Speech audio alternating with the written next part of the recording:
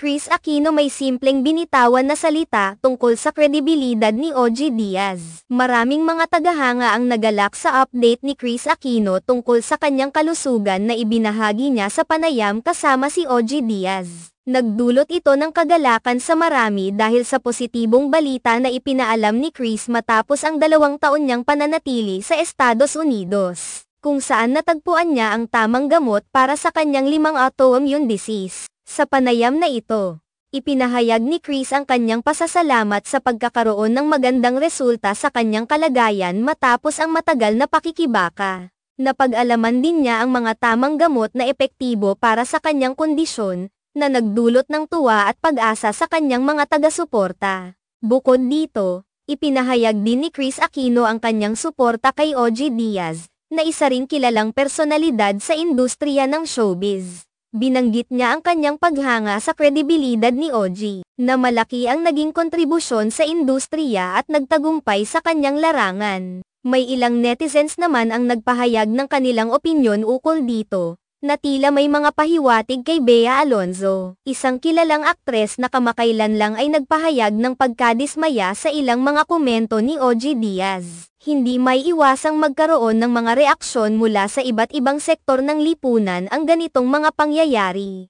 lalo na sa panahon ng social media kung saan madaling kumalat at magkaroon ng iba't ibang interpretasyon ang mga pahayag at kilos ng mga kilalang personalidad.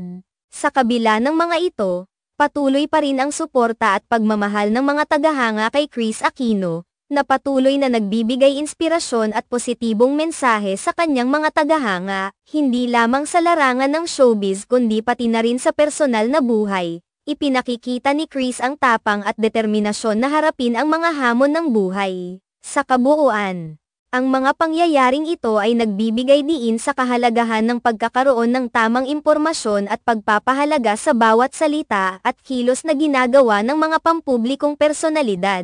Mahalaga ang pagiging maingat at maalalahanin sa mga pahayag upang maiwasan ang pagkakaroon ng hindi pagkakaintindihan at hindi pagkakaunawaan sa publiko. Sa hinaba-haba man ng panahon, ang pagkakaunawa at pagtutulungan ang mahalaga upang mas mapalawak pa ang pagkakaisa at pagmamahalan sa ating lipunan.